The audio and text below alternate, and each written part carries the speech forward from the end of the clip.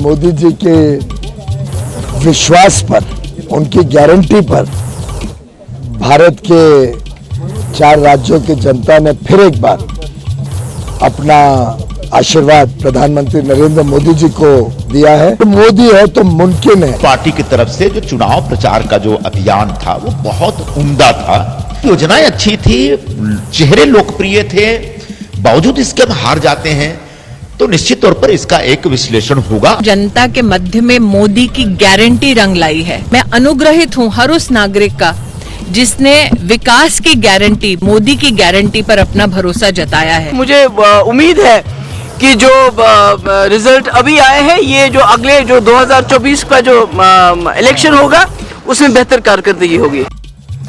तो अलग अलग पॉलिटिकल पार्टीज के रिएक्शन भी आपने सुन लिए और समझ लिए, और इसी के साथ देखिए इसीलिए कहा जा रहा है कि इसके पीछे एक मैसेज क्या है। 2023 के ये नतीजे लेकिन 2024 पर क्या असर डालेंगे। मैं ब्रजेश का रुख कर लेती हूं क्योंकि सबसे बड़ी जीत तो बीजेपी को मध्य प्रदेश में मिल रही है। 166 का आंकड़ा जहां पर बीजेपी बढ़त बनाए हुए, लीड बनाए हुए है। ब्रजेश, आप भी लगातार ग्राउंड पर रहे, आपके मुताबिक अब ये कितना बड़ा मैसेज 2024 के लिए है? ये जीत 2024 में बीजेपी के लिए किस तरह से मदद करेगी?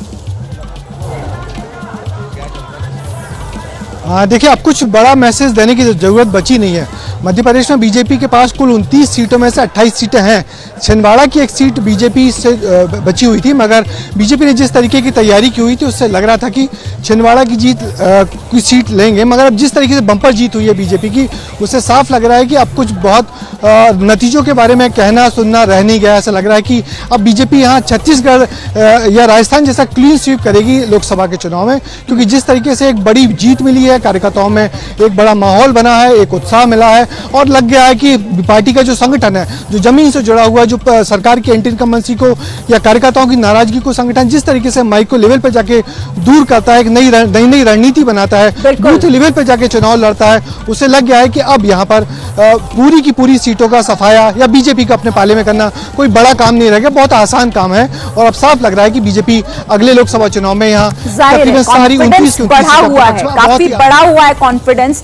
तो छत्तीसगढ़ में अब बीजेपी का मुख्यमंत्री कौन होगा, ये एक बड़ा सवाल फिलहाल है। लेकिन आपको कुछ जरूरी चीजें यहां पर बताते हैं इस बड़ी स्क्रीन के जरिए कि छत्तीसगढ़ में कौन सा वो चेहरा हो सकता है जो मुख्यमंत्री बन सकता है। सबसे पहले रमन सिंह की बात कर लें, जिनका बयान अभी हमने आपको सुनवाया। पूर्व पीएम है, अनुभवी है, ताकत इनकी क्या है, पूरे राज्य की समझ पूरी तरीके से इन्हें है, लेकिन कमजोरी भी है। वो जिस तरीके से इस चुनाव में एक्टिव नहीं थे, और ताकत यहां पर विजय बघेल सांसद हैं, इनकी अगर बात करूं तो यहां ओबीसी कुर्मी समाज से आते हैं, मिलनसार ना होने का लेबल इन पर लगा हुआ है, ये इनकी जो वीकनेस है।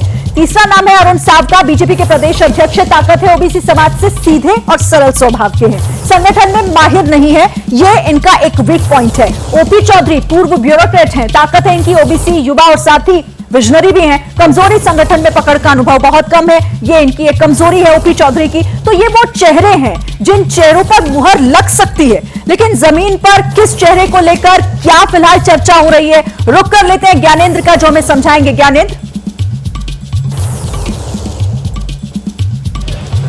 जिन नामों को आपने गिनाया, ये नाम निश्चित तौर पर 3 बार के मुख्यमंत्री रमन सिंह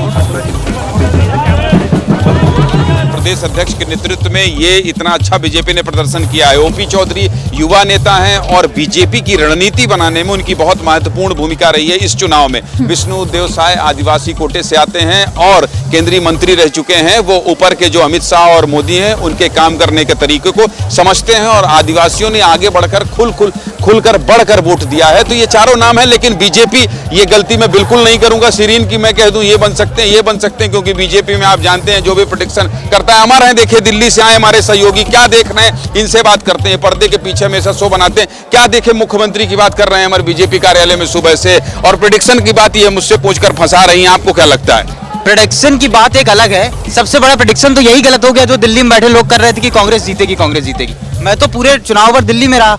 आज जब मैं आ रहा था तो दिल्ली एयरपोर्ट पे जो सीएसएफ वाला चेकिंग कर रहा था, कह रहा है जेब में क्या? हमने कहा आई कार्ड। बोले आप एबीपी न्यूज से, कहाँ जा रहे हैं? हमने कहा रायपुर। कह रहे भैया वहाँ बीजेपी सरकार बन गई।